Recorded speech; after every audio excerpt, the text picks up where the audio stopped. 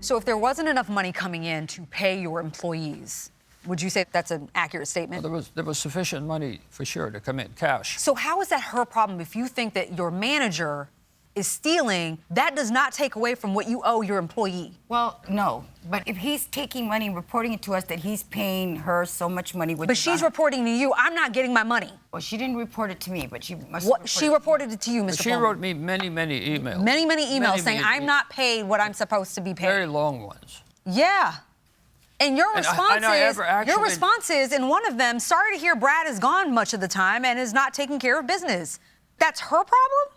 There was sufficient money to pay her. She wasn't getting paid, and she's telling you this. So why didn't you actually go and talk to Brad and say, what's going on? Why is she not being paid? In fact, you tell her she needs to actually do more work. She's saying Brad is not around, and I've got to now pick up the slack. Or I can just say, you know what? We're closed for today. And you tell her in one of your messages, that is not an option. Shutting down the motel when Brad leaves is unacceptable. You are there to work, and that is what needs to be done. That's insane, and you're not paying her. But I did pay her. You didn't pay her. You didn't pay her. Whenever I wanted to write a check for her, I was told she couldn't cash it. So we didn't have a regular payroll, and that's why she was not on payroll. He paid her. Judge Juarez. What do you call someone that works for you and is paid to do so? An employee. So do you stand by the statement that you made under oath? Savannah was never an employee. Was that a lie?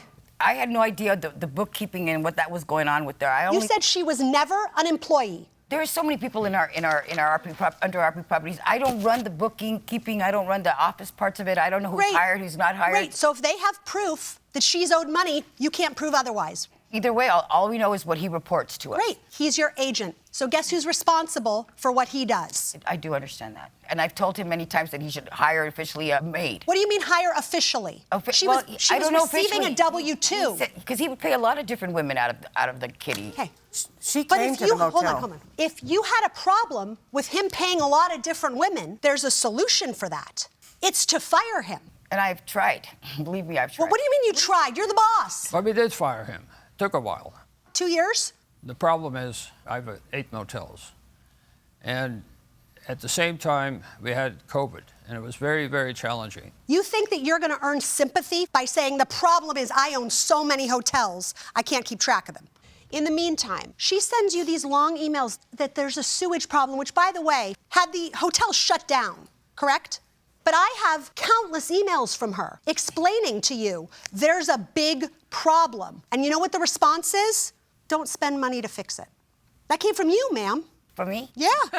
I don't... I'd have to see that. I don't know.